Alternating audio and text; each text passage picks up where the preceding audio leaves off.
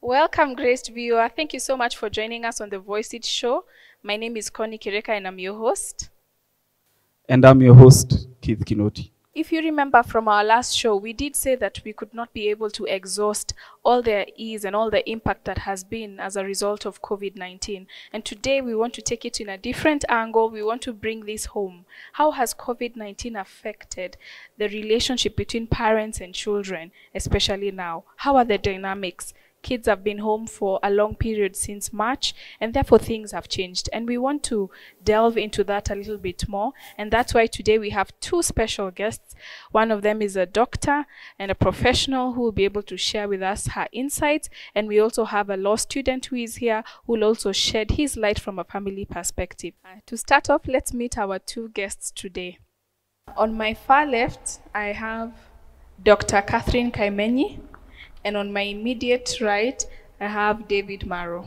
So I'd just like to welcome you to the show and just request that you introduce yourself so that our viewers can know who you are. Maybe we can start by you, Dr. Catherine. Thank you, Connie.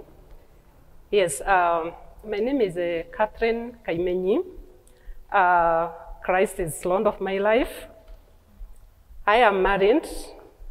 I'm a mother of two daughters. And these daughters gave me two sons, and so I'm a very proud mother of four. I'm a grandmother too, and a grandmother of two, looking forward to get more grandchildren. And as you know, mothers are fond of grandchildren. Yes. Otherwise, what I do on a daily basis, I am a lecturer in one of the public universities in this country. My area is business administration, and specifically human resource management option. And that's what I find myself doing every time. And thank you for inviting me for this show. Most welcome, Karibu. David? Thank you, Connie. I'm David Maro. I'm a third year law student in JKUAT Karen. Apart from that, I also do certified secretaries with CASNEB. I am in my fourth section. I'm also a third born in a family of 5. Yeah, that's me. And now, viewers, just to set the tempo for today's show, there's been an open letter by a young girl to her parents explaining why she's pregnant. This also ties into what we've been seeing on the news lately and reading about in the newspapers, with teenage pregnancies being on the rise during this period. In this letter, the girl explains how once her parents went back to work after she was born, she was left to be tended to by the nanny. Her parents never really knew who the nanny brought back home, what they were watching. And once she became of age, she was inquisitive enough to try and experiment on some of the things that she saw when she was young with her nanny. This has led to her being pregnant at a tender age of 16. These are some of the challenges young people are facing during this period, and this is what we'll be delving into. And on that note, let me welcome our guest, David Maro, to give us some other experiences. Thank you, Keith. To start it off, just from your letter that I've also read, this comes about where you find it's a family setup, but the parents are not there for their children. What happens is once the child has stopped breastfeeding, the child is given direct to the nanny. From the nanny, the child is taken to a kindergarten. The parents are not there. So long as your child is safe, she has eaten, and you found him or her asleep, the parent is comfortable. After that, while they're of age, they are taken into a boarding school. This child doesn't have any background from the parents. This child just grows up knowing, I have to go to school, come back home. All I have to do is learn, but they don't have the real life stories. They don't have the real life education. That's why you find many children out here, they're just engaging what they see. Because they're at home, you've left your child with a nanny at home, but are you sure what the nanny is watching? Are they guided of what they're watching with the nanny? What are they doing with the nanny while you are not around? Now, come back later, this child want to experience what I saw. Another scenario that I'll give you is of a parent and a child, that their relationship is a very strong bond, has been a very strong bond. But you see, this child has been given enough freedom to do whatever they do. This applies mostly to the campus and college students. This child is out of home for the better part of the year. You're with your child as a parent, let's say for, at most, can be 2 months, because this child will come home for a week, go back to school. But at school, this child has freedom. They do whatever they want, but now they're at home. At home, for the first few weeks, trust me, it was heaven, a bed of roses. But now, it's too much. The children are feeling choked. They don't have their own personal space because they are used not being around their parents. They are used to doing whatever they want. They are used to having that leisure moment by themselves. But now, everything has to run through the parent. Everything, the parent is there to watch what you're doing. Now, this will come about now. The child will feel suffocated and will want to do something else.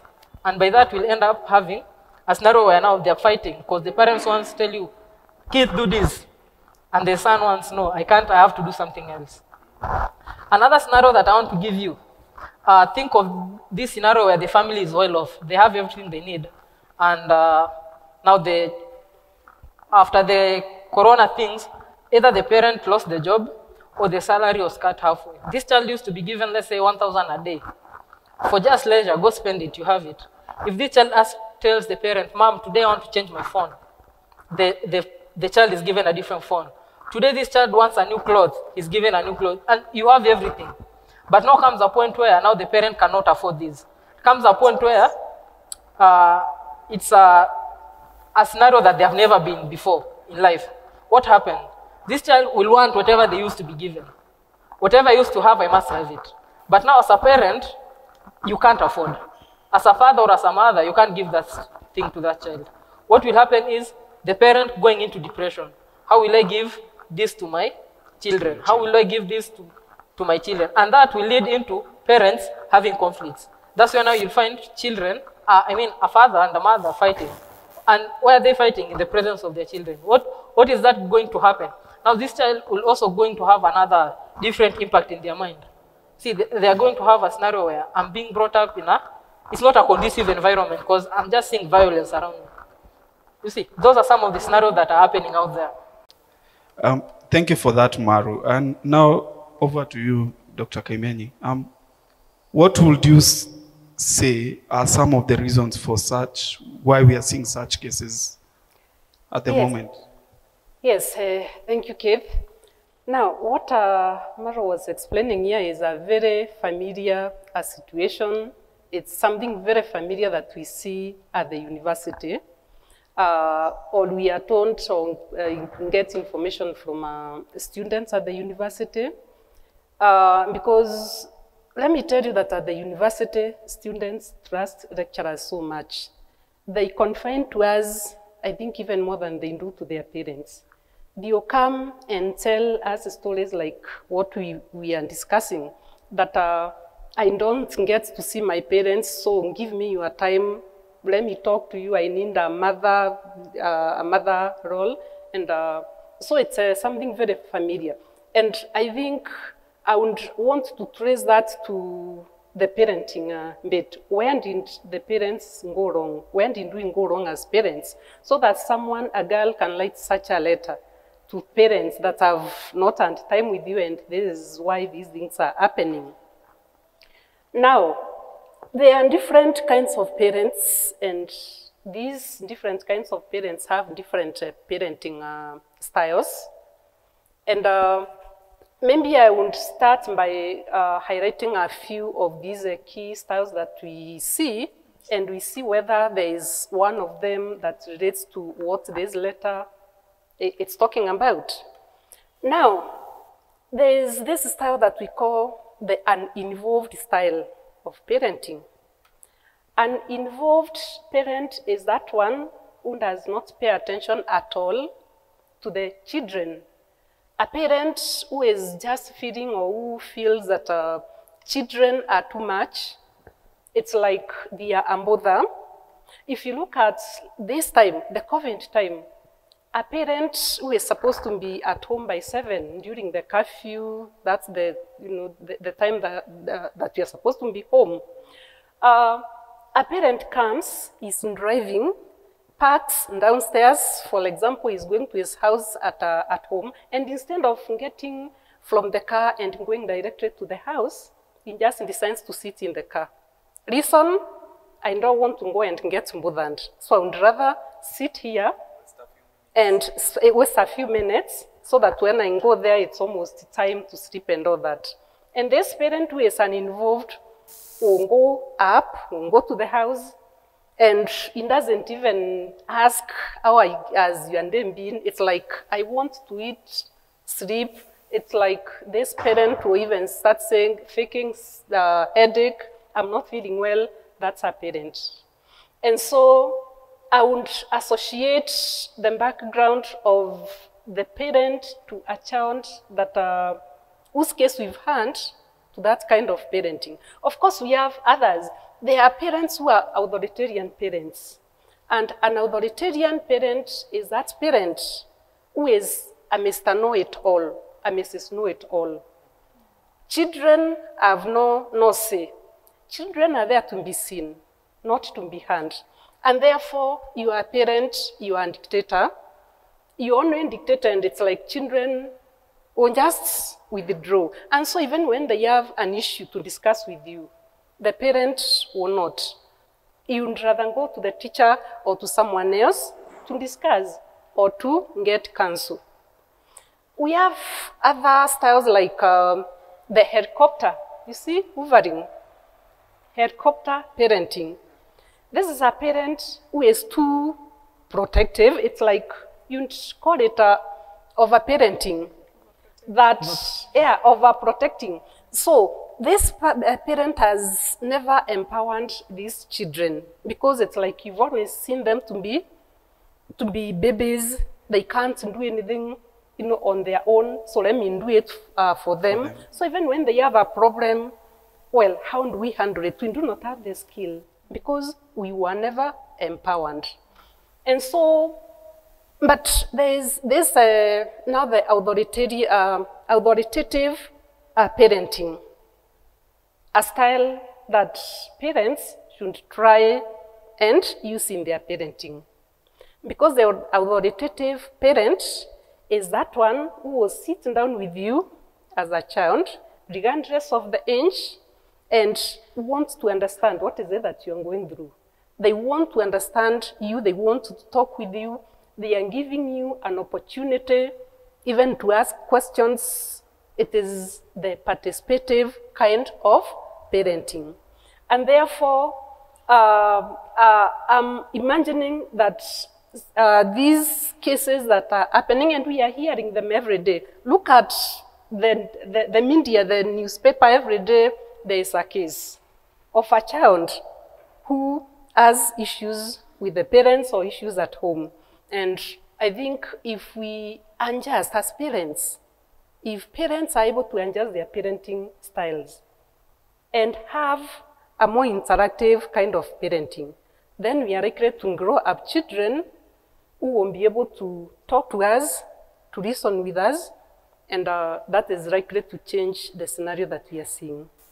Thank you so much, Daktari, for that insight. I think it's quite mind-blowing to know there are actually different types of parents, because many children say, my parents are just strict, but you don't even know in what way are they strict. Are they authoritarian, or are they, I like the helicopter parent, there are different ways. Maybe just to take it further, we've seen the best way for you to raise your kids is also to be friends with them. And I think that falls in the aspect of being an authoritative parent and culturing that participatory kind of parenting. Maybe you would advise parents who are watching here today, what ways can they make their children friends so that issues which would come out later in life can be arrested at an early age? What ways can they engage their kids to become friends in that way? Yes. One thing about parenting is that the relationship between a parent and a child is always a vertical relationship. And the relationship between a friend and a friend is horizontal. And I wouldn't want us to confuse and say that for you to be a good parent, you need to be just a friend to your children. You must bring in that aspect of authority of a leader, so that whatever you tell the child or whatever you are doing with this child, it's not just you are friends, I can't correct you much because you are my friend, I don't want to be on that relationship. Authoritative, the style is authoritative because there is authority somewhere there and the authority is up there. And therefore, these parents must develop good communication skills to relate with the child. Yes, you are my friend. How do we communicate? How do you talk? And one of the things that we see about parents in this kind of using this kind of a style is that they are good at listening, because communication involves telling. It's always two-way, and therefore, as a parent, you need to listen to your children, give them time to give their feedback, involve them in whatever you are doing in the family, including in decision-making as far as important matters are concerned. Because we've seen parents, for example, you are a parent, you have teenagers, you have even adults, children, and you make a very big decision in the house. You get out in the morning walking, in the evening you come driving. You've never discussed with these children that we are even buying a car. And so these children are likely to see or to feel like we don't even belong. And so that connection starts getting detached. And therefore, communication, it's about telling people and even giving them an opportunity to give you feedback, listening to them and involving them. Another important aspect of communication is that you are able to understand the fears of these people. As you communicate, you are giving them an opportunity to let you know their fears. Anxiety. We are living at a time when children are very anxious. They don't know when they are going back to school. They are missing their teachers. They are missing their friends. They are also anxious and fearful because they are fearing, could my parents be caught by this COVID thing and perhaps die? Perhaps they see you taking these drugs that we are on many times.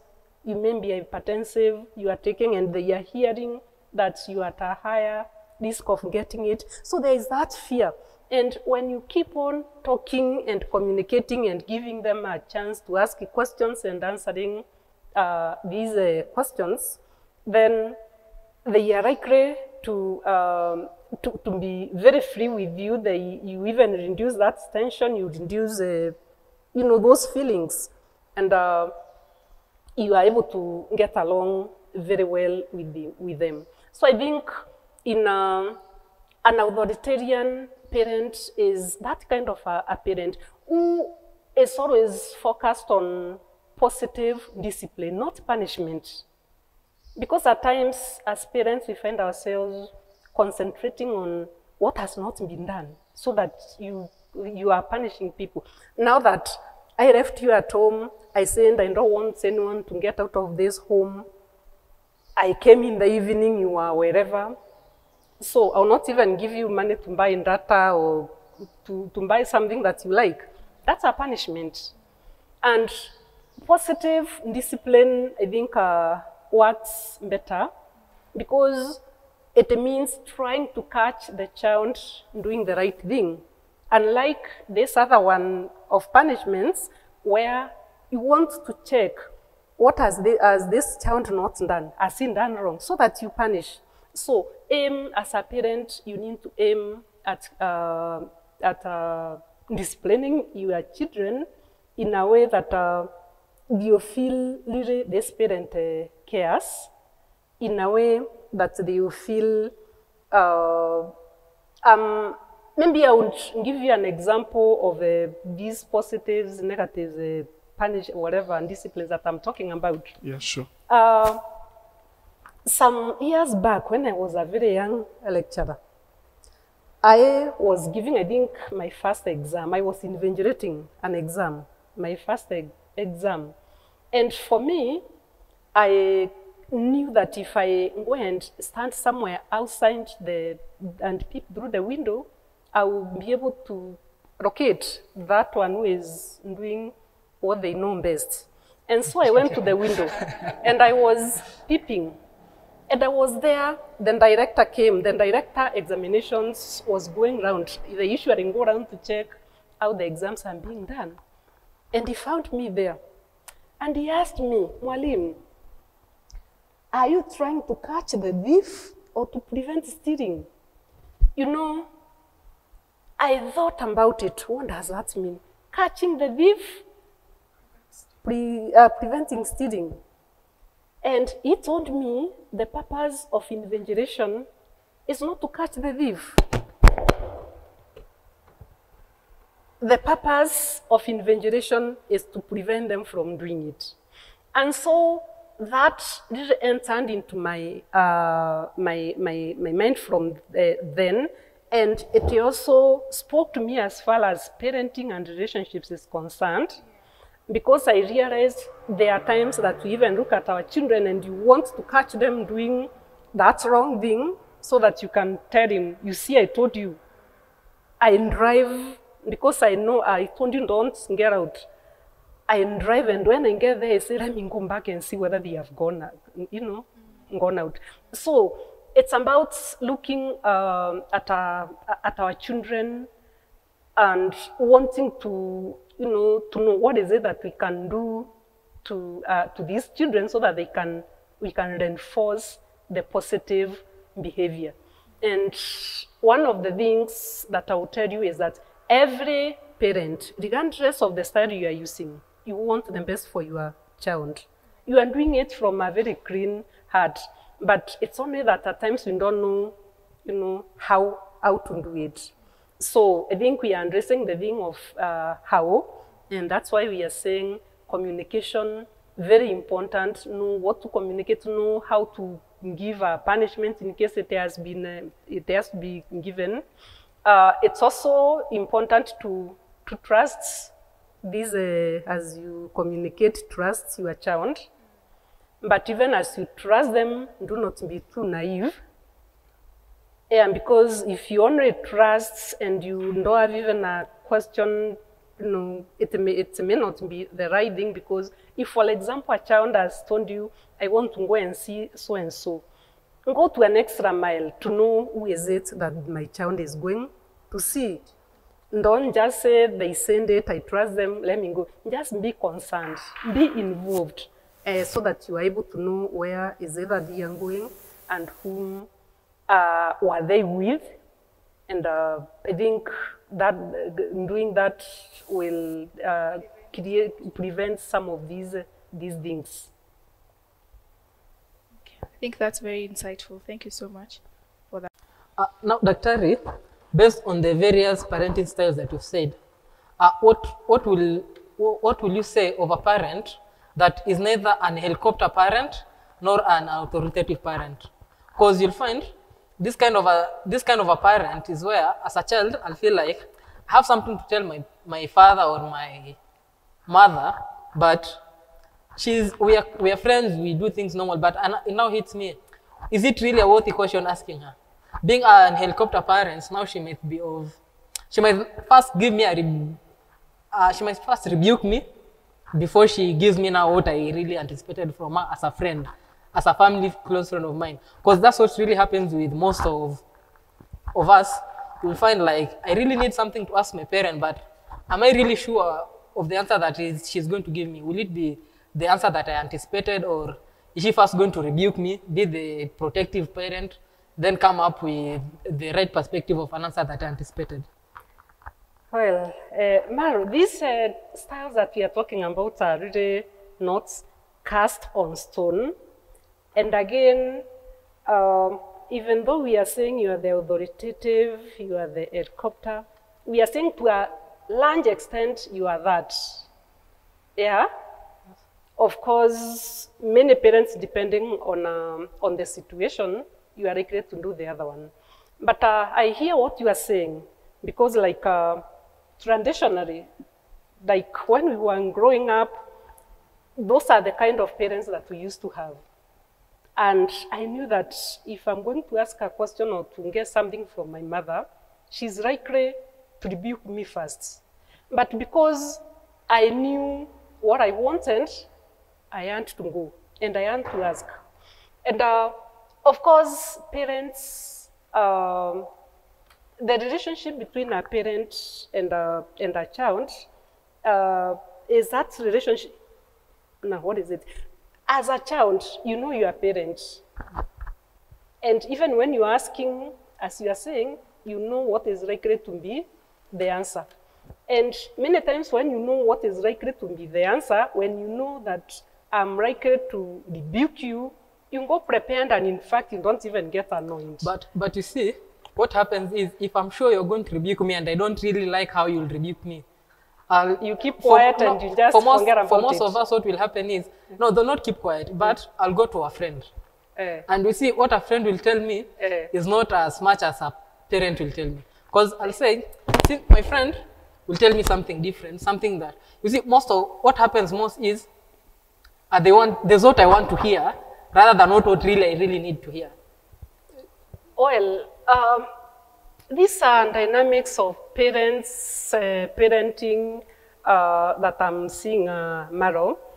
But I think what I can say is that regardless of whether you get those you are rebuked and whatever, you should stand up and ask your parents. You should stand up and engage your parents, because, and especially when it comes to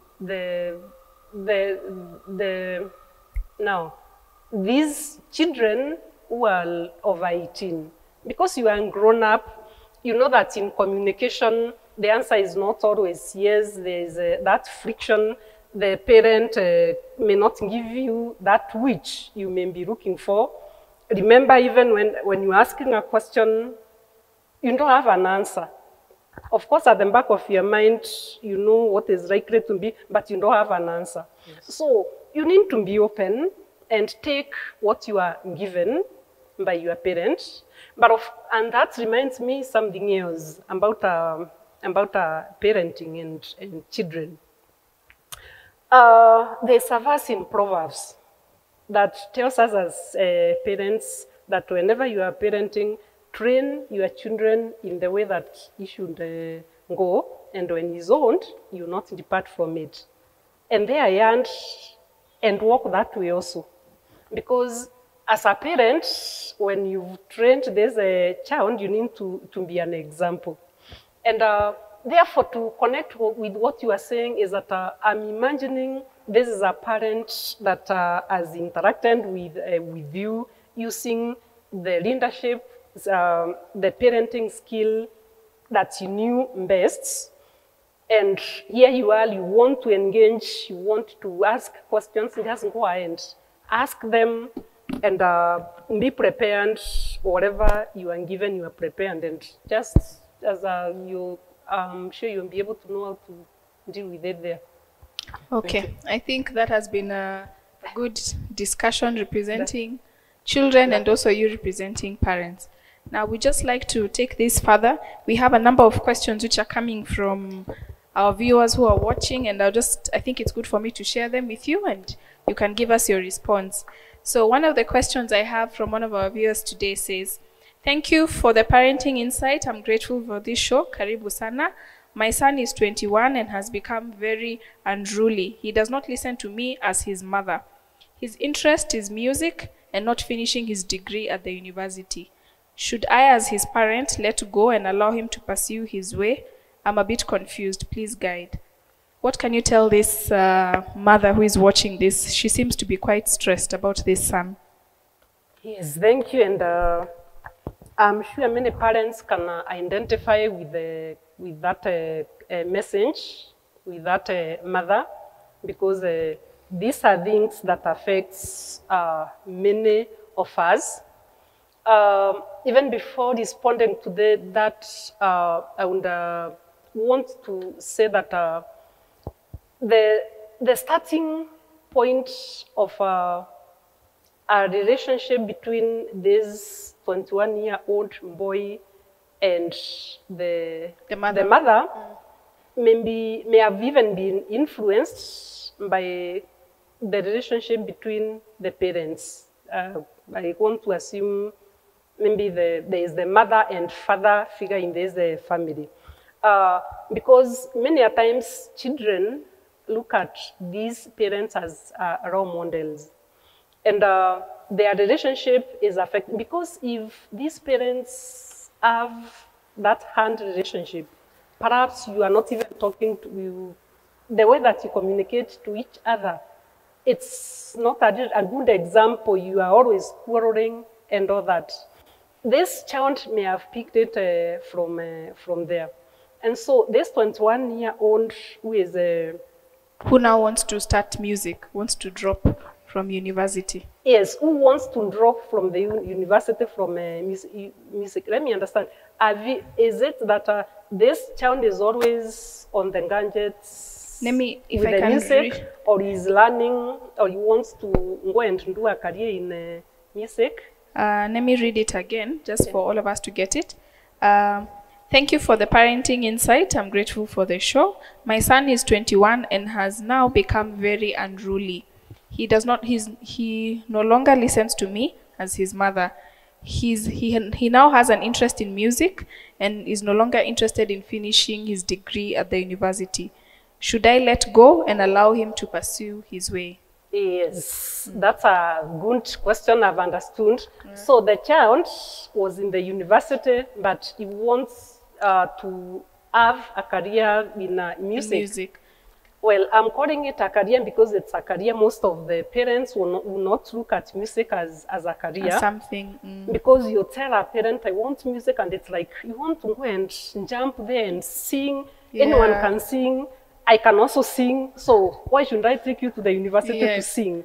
That's the attitude that most of us have as parents. And that reminds me of a student who came to me, I think 2-3 years ago.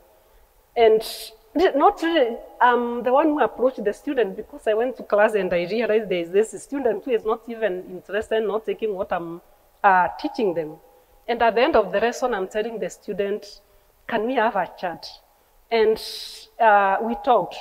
And I realized that this child is doing a course in business because the parents have programmed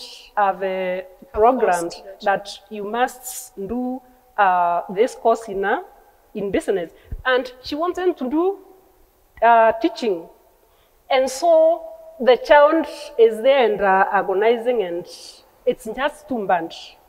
And what I advise, and I'm glad that they even took because that was a first year, they took my advice, and the child was able to transfer and do what they needed. But in that scenario, the child earned their way. And of course, there was a lot of discussion. When do you want this? What are the careers in your area and all that stuff? So you need to discuss with your child to understand what they want to do, whatever they want to do. Because there are some who are just following their peers. You don't have the reason. But if the child has a reason, a genuine reason, kindly allow the child to pursue their passion. Okay. It's always important to pursue their passion and raise the other reasons, behind it. Because it is you are able to perform well in a career that you are passionate about. And we've seen children going and even doing a course and graduating, And at the end of it all, you give you the certificate as a parent. This is yours. You want and this. I want to go to the university and do mine. That's what we want for our children? No. So let's allow the children to become what they want to become. Let's support them as long as it's not something that is going to destroy them. Okay, so to the parent who is watching, I hope you've heard what Daktari has said. Allow your son to get into music, but please understand the reasons as to why and support them and create that kind of environment so that the unruliness that you said is there can hopefully diminish. Allow me again to share another question. Maybe David, you can assist, or even Daktari. My name is Peter. I'm enjoying the show. Thank you very much. And I confess that I am a helicopter parent to my 2 daughters who are now aged 21 and 19. How can I reduce being a helicopter and come and be more relative to my kids? Yes, can I go first? Yeah. Okay. You know, At least this one knows he has accepted he is an helicopter sort of a parent, which is a good Yes. step. At least it shows that some of us are accepting our weaknesses. How can he change or let go? I once was Oh, an helicopter parent, and I knew it from my daughter. When my daughter told me, Mom, you've really empowered me and you have empowered us and with my sister, why aren't you getting that trust in us to allow us even try the things that you've taught us? And I asked myself, why am I really, just as the child is saying, why am I like, I want to protect you 100%, and I have been teaching you, I've taught you, and I want to let it go, but of course I remained a parent. So it's good that the parent is realizing they are using that kind of a style. Just trust in your have trust in your children. Also, remember you've been with this with the child. You care so much about the child. You've given them insights. Just release them and let them practice. And when they are wrong, then you correct them. Because unless you give the children that opportunity to try, then they will not learn. They always depend on you. So give them that opportunity, let them try. If they don't do it well, then, you know, Learned their you mistakes, correct. maybe. But the question that I think we are addressing is that the parent is asking, what is it that I can do to let so go. that I will let go? Trust your children. Yeah, I think that's the thing. Thank you, Daktari. I think for Peter who is watching, the most important thing, as you've been told, is trust your children. And maybe just insight a bit from David. What do you think? What can you tell Peter who is Now, watching? For me, what I'll tell Peter first is trust in yourself. Because you are that kind of a protective father. It means you've taught your children the best. And if you've given them the best, then just have a little faith in yourself, if not just full trust. Have a little faith in yourself that what you've taught them is what they are really going to do.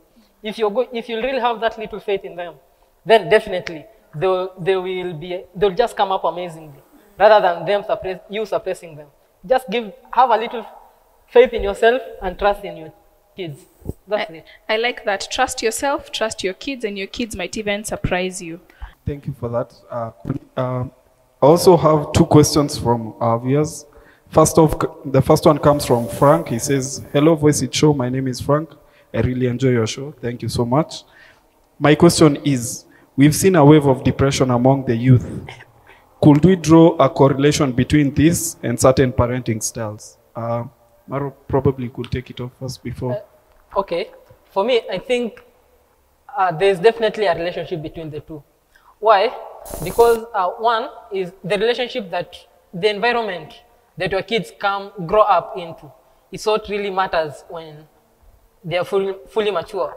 I want to take a scenario where a child grows up in a family where it's chaos, day in, day out, father, mother fighting.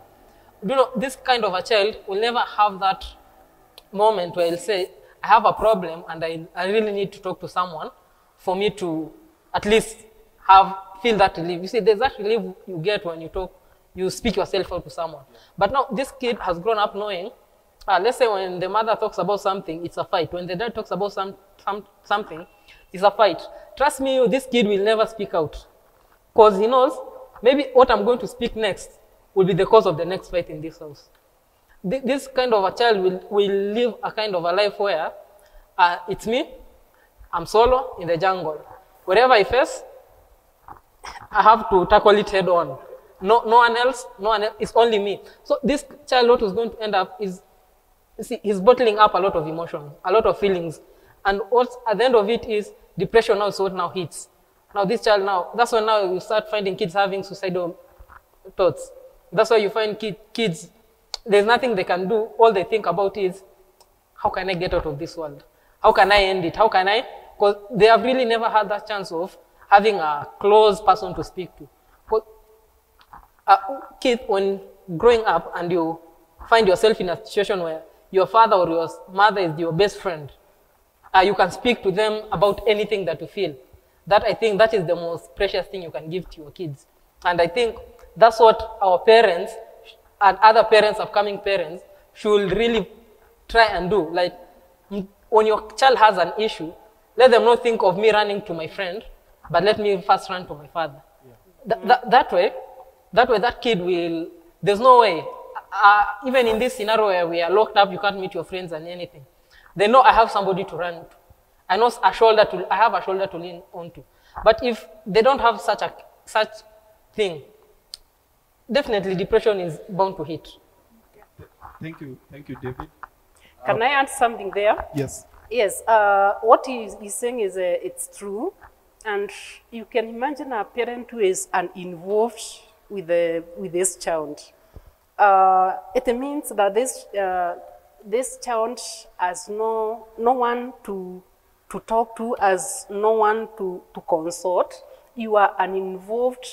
You don't get to even to know how your child is going through. And we know depression comes as a result of so many things piling up in a child, and you want to vent it. You have nobody to talk to, and so there is you get into depression. And so there is a great relationship between the uninvolved kind of a parenting and depression. Uninvolved parent will not notice that the teenage girl is always maybe in bed, and because you are not involved, you may be coming late, and even when you are in the house, you are doing your own things. Like today, you are realizing people have got these gadgets. Yeah. So you come in the evening, maybe you are the father, and the moment you enter into the house, this is where there is Wi-Fi, for example, and you want to check what has been happening on your phone, and the children are there. So they just, when someone talks to you, give me a minute, wait a minute. And so they go to sleep, they surrender, and someone has got so many things that he wanted to share with the parent. And so tomorrow is the same thing, and throughout, and you are under that depression, you don't know what to do, whom do I talk to? And so to avoid or to reduce, of course, to help the children, just be there. Be there and listen to them.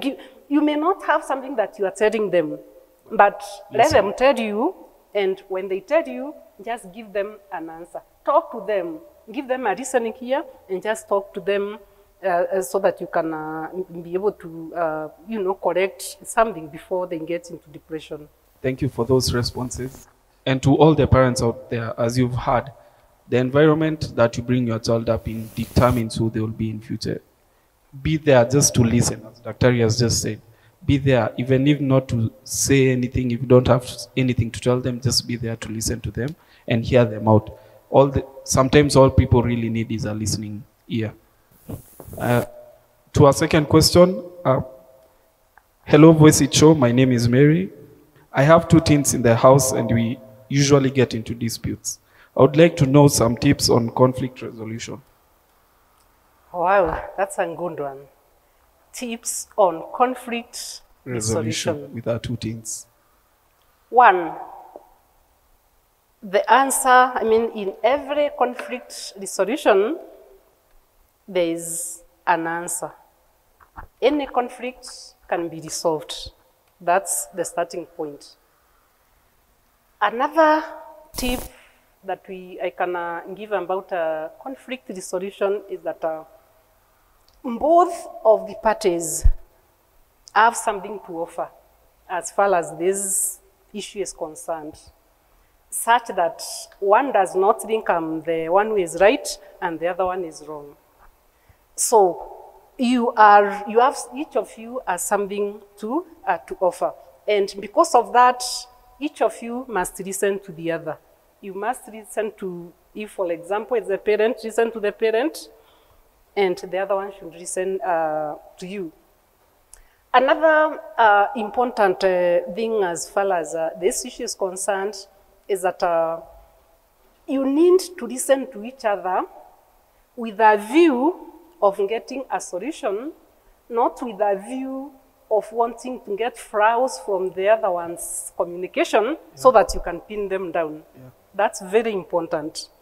I'm listening to understand so that I can be able to solve this problem.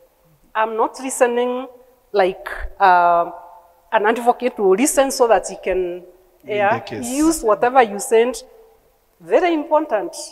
So, again, when we talk about conflicts, we need to understand that any kind of conflict can be solved. I think that's where I started. Any conflict can be solved. And the outcome of, the negotiations and the talk that go on when people are in conflict determines how the resolution will be. Yeah? How you handle it will determine, because if you came with a feeling that I am right is wrong, then you are likely to go nowhere. Come with an open mind. Yeah? Mm-hmm. You are the two of you, the father or the parents and the children, get into the negotiation, because conflict is about negotiating a conflict. Yeah. So come with an open mind that the outcome can go either side. But if you come thinking that I am the one who will win, then there will be a problem. Thank you. David, do you have anything to add on that? Yes. Yeah, I can say this. For any conflict, actually, this is a family setup. So don't go into going to solve a problem in a house while, whether as a parent, while you're mad, or while you're still full of rage and anger. First, calm down. Then 2, these are your kids. It's not a court case that you have to win, or there's a fine, or there's something that you're going to be rewarded after winning. So calm down first, listen to your children. You see, what they need is a parent, but not a ruler. So you are a parent. What they need is somebody to comfort them, but not somebody to decide. So for me, I'll say is listen. Then instead of telling them, you must have done this, just tell them you should have done this instead of this. As in, think it out. Offer an alternative. Yeah, offer an alternative. Think it out. Thank you once again for all those great answers.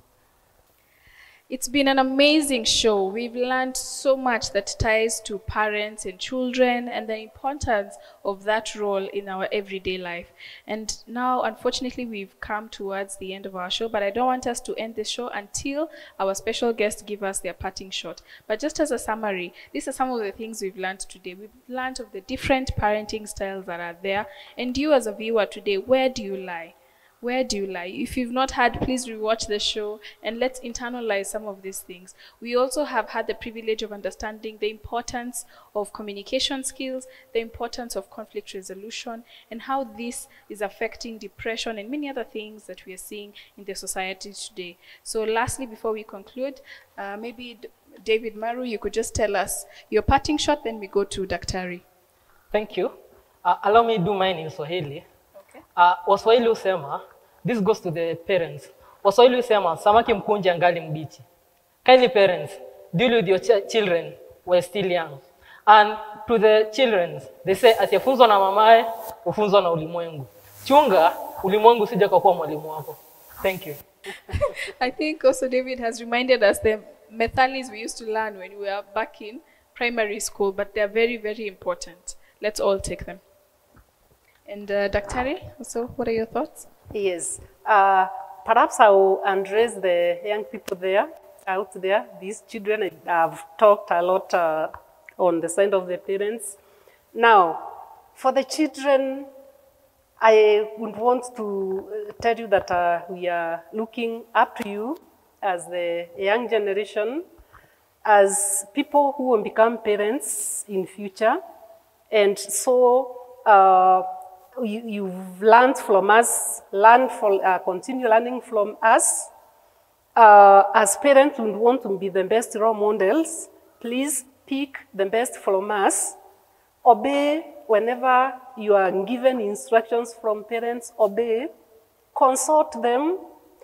Also remember that there is a time when there is scarcity of everything, finances, space, because even in the homes where we are now, it's so congested. You've been there for long, and at times someone is feeling congested. So be obedient, respect your parents. When they are not able to provide that much, be contented with what you are getting. Also, I know many of you young people have got mentors. And so I would want to tell you that it's important to engage your mentors, keep on engaging them. In case you have something that you cannot tell your mother, your father, your parents, talk to your mentor. So because these are people who have made us what we are. I am what I am because I had a mentor that I relied on every time that I needed help. And the mentor was always kind enough to do it. So please do that also and invest in that relationship. As a parting shot, I know a scholar that I like so much by the name Ken Matos, and he tells us that in the secret of crisis management, it's not about good or bad. It is about preventing bad from becoming worse. And we are in a pandemic. We are in a crisis, the COVID-19 crisis. It's a big crisis, and things may not be good. These things can get worse. And we've always watched our CS Health saying that if we are not careful, things will get worse. And so each and every one of us has something that you can do to prevent the situation which is already bad from becoming worse.